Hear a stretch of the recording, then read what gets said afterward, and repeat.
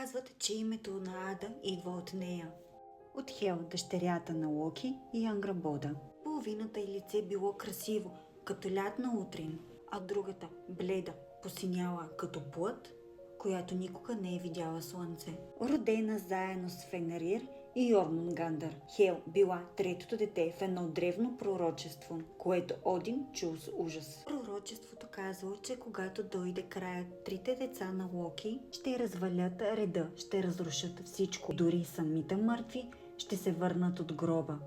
Водени от кралица, която не се страхува от нищо. Той я изпратил в най-далечния и най-студения свят, където мъглата никога не се вдига. Но тя не го приела това като наказание или като милост.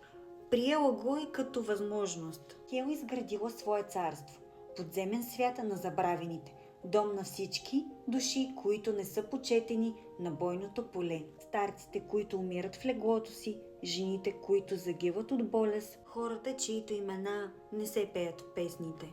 Но пророчеството още седи и макар да е далеч, Хел чака. Защото в деня, когато Рагнарок настъпи, тя ще отвори портите си и ще поведе армия от сенки срещу самия Асгард.